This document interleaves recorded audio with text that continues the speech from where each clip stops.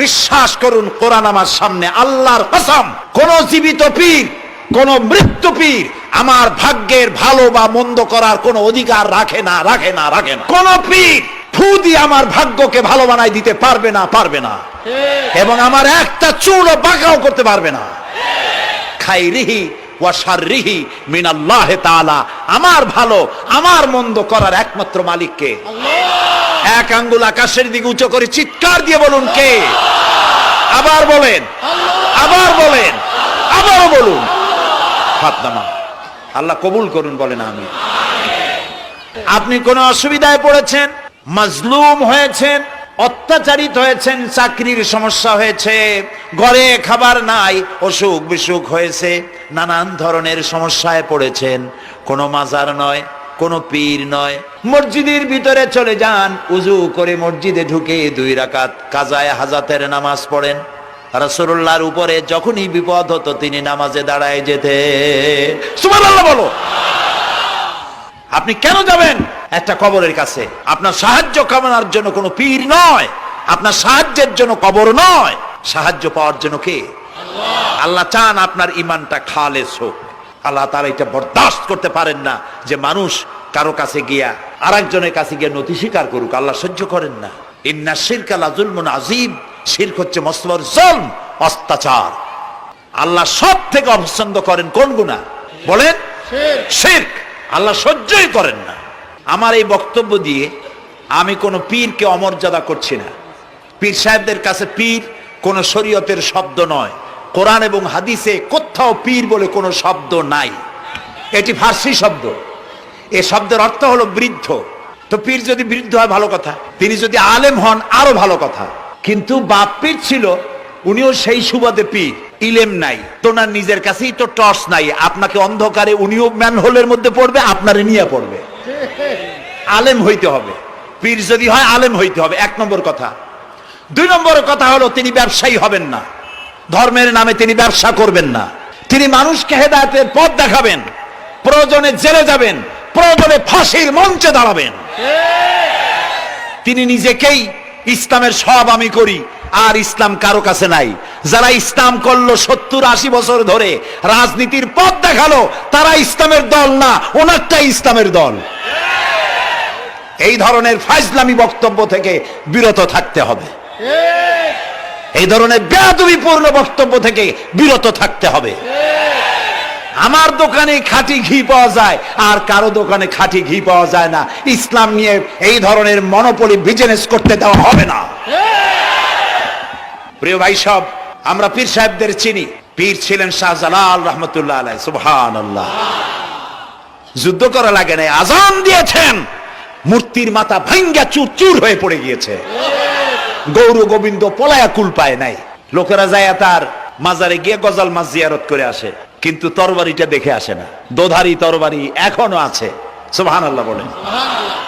পীর ছিলেন হযরতে বাহাউদ্দিন নকশবন্দি, মুজাদ্দিদ আল ফিসানি রহমতুল্লাহ আলাইহি, বড় পীর আব্দুল কাদের জিলানী রহমতুল্লাহ আলাইহি, খাজা মঈনুদ্দিন চিশতি রহমতুল্লাহ আলাইহি, খাজা জাহান আলী রহমতুল্লাহ আলাইহি। কত ওলিউল্লাহর মাজার দিয়ে আমার দেশ ভরা। আলহামদুলিল্লাহ কর। আলহামদুলিল্লাহ। এরা একদিকে মানুষকে মুরিদ বানায়া মুরিদের টাকা দিয়ে নিজেদের পকেট ভরেন নাই। ওনারা এরকম করতেন না, এইরকম করতেন। আর রাসূলুল্লাহ বলেছেন এই রকমের হাতের মর্যাদা নাই, এই হাতের মর্যাদা। আমি পীর দেখছিলাম, বাইতুল শরফের পীর হযরত শাহ আব্দুল জব্বার সাহেব, আল্লাহ তাআলা জান্নাতুল ফেরদাউসের মেহমান বানায়নি।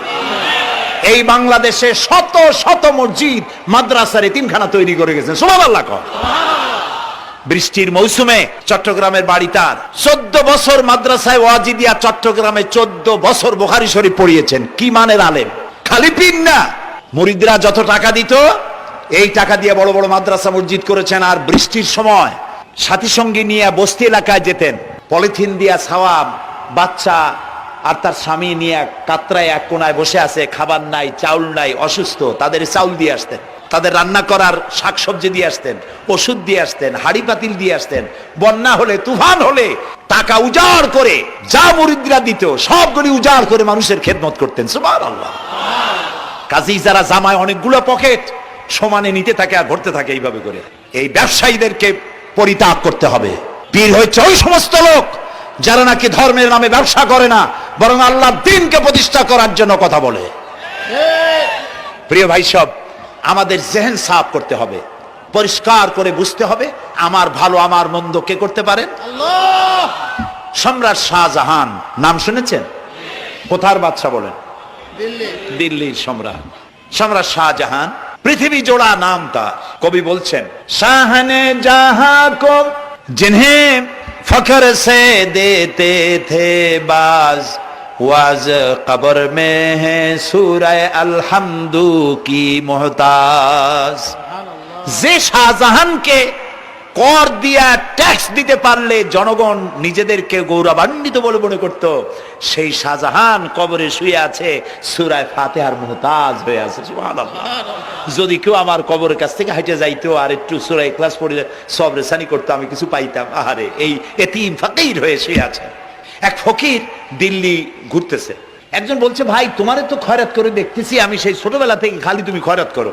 একটা জিনিস আপনারা মনে রাখবেন, আজকে যারা গরিব পরিশ্রমের মধ্য দিয়ে কালকে তারা ধনী হতে পারে, কিন্তু যারা ভিক্ষুক, যারা ভিক্ষা করে, জিন্দেগিতে কোনোদিন তারা বড় হতে পারবে না। ভিক্ষা করা যাদের অভ্যাস, জীবনেও বাড়ি করতে পারবে না, জীবনেও ধনী হইতে পারবে না, কিন্তু গরিব ধনী হইতে পারবে। কারণ হলো আল্লাহর কাছে দুইটা বৈধ জিনিস অত্যন্ত ঘৃণিত। কয়টা? একটা হলো তালাক, আর একটা হলো ভিক্ষাবৃত্তি, মানুষের কাছে চাওয়া। আল্লাহ পছন্দ করেন না। তো ভিক্ষুক ঘুরতেছে, একটা লোক বলল, মিয়া তোমার তো সারা জীবনই খরচ করতে দেখি। খরচ করবো না, করবো কি? যার কাছে যাই সে দেয় 4 আনা 2 আনা 1 টাকা, এর বেশি তো দেয় না। তেদি আমি কেমনে বড় লোক হবো? কয় যে তুমি বাদশারে চোখে দেখো না, বাদশারে চোখে দেখো না। কয় বাদশার কাছে কি আমার মতো লোক যাইতে পারে নাকি? কল না, যাইতে হবে, যাও। বাদশা একবার যাবা, এমন দেওয়া দেবে জীবনে আর তোমার খরচ করা লাগবে না। পাতি শিয়ালের পিছনে ঘুরে তো লাভ নাই। পাতি শিয়ালে খায় মুরগি, তোমার একটা ঠ্যাং দেবে, দাঁতের খেলালের কাজ হবে না। বাঘের পিছনে ঘোরো, বাঘে খায় গরু আর হরিণ, একটা রান দিলে তুমি 1 সপ্তাহ খাইতে পারবে। কাজে ঘুরতে গিয়েও বোঝা উচিত কার সাথে ঘুরি। তো বলছে বাদশার কাছে যাও। তো বাদশারে পাবো কই? কই তো দেখলাম কেবল মসজিদে ঢুকলো। তারপরে ফকির গিয়ে দাঁড়ায় আছে বারান্দায়, দেখে যে উনি বাদশা ভেতরে বসে হাত তুলে আছে ভাবে, আর চোখ দিয়ে পানি পড়ে দাড়ি ভিজে ভিজে পড়তেছে। নামাজ শেষ করে, মোনাজাত শেষ করে বাদশা বেরিয়েছেন। কোন বাদশা? শাহজাহান। বাইরে আসার পর ফকির বলল, আসসালামু আলাইকুম বলে ফকির রওনা করছে। বাদশা বলে, দাঁড়াও, তুমি যে রওনা করলা, তোমার তো ভিক্ষুক মনে হয়, আর লোকেরা যারা ভিক্ষুক না তারাও তো আমার কাছে চায়, আর তুমি তো ভিক্ষুক, চাইলে না কেন কিছু? ভিক্ষুক বলে, জাহাপানা, আমি কিছু চাইতেই এসেছিলাম আপনার কাছে, কিন্তু আপনার করুণ অবস্থা দেখে আমার জ্ঞানের চোখ খুলে গিয়েছে। আমি দেখতে পেলাম আমি যার কাছে চাইতে এসেছি, আমি তো কান্দি না, হাতও পাতি নাই। যার কাছে চাইতে আসতাম দিল্লির সম্রাট, আবার কোন সম্রাটের কাছে হাত পেতে ভিক্ষুকের মতো কি জানি চায়, আর চোখ দিয়া পানি পড়ে দাড়ি ভিজে ভিজে পড়ছে। আমার জ্ঞানের চোখ খুলে গেছে, দুনিয়ার বাদশার কাছে আর চাইবো না। বাদশা কান্দে যে বাদশার কাছে, তার কাছেই চাইবো। প্রিয় ভাই সব, এই জন্যে জিহেন সাফ করে ফেলুন। দুনিয়ার কোন মানুষের জন্য, মানুষের কাছে নয়, কোন কবরে নয়, কোন কারো কাছে নয়, আল্লাহ তাআলার কাছেই আমরা নামাজের মধ্যে ঘোষণা করেছি, ইয়্যাকা না'বুদু ওয়া ইয়্যাকা নাস্তাঈন। আল্লাহ তাআলা, তোমার একমাত্র ইবাদত করি, তোমার কাছেই সাহায্য চাই। কাজে সাহায্য আল্লাহর কাছে। কার কাছে চাইবো বলে? আল্লাহ আমাদের ঈমান পোক্ত করে দিন। আমরা বলি আমিন, আমরা বলি আমিন। অসুখ বিসুখ হইলে পরে ধৈর্য ধরবেন। অনেক মানুষ আছে জ্বর হইলে কয় যে এত নামাজ পড়ি খালি জ্বর আমারই হয়, এত রোজা রাখি, ভালো ভালো কাম করি, আমার ছেলের অসুখ মোটে সারি না। এই জাতীয় কথা বলবেন না। মুমিনের পায়ে যদি কাঁটাও ফোটে, সওয়াব থেকে খালি নাই। ধৈর্য ধরতে হবে। কাঁটা ফুটছে, বলেন ইন্না লিল্লাহ। আজাবান লিল মুমিন, মুমিনের জন্য বড়ই আশ্চর্য ব্যাপার, বিপদ হইলেও শুকর আদায় করে, আর সুখে থাকলেও শুকর আদায় করে। সুবহানাল্লাহ বিহামদি। বিপদ আসলে সে বলে ইন্না লিল্লাহি, বলেন ইন্না লিল্লাহি ওয়া ইন্না ইলাইহি রাজিউন। আর যখন শান্তি আসে বলে আলহামদুলিল্লাহ। দুই অবস্থায় তার জন্য নিয়ামত আল্লাহর তরফ থেকে সে পায়।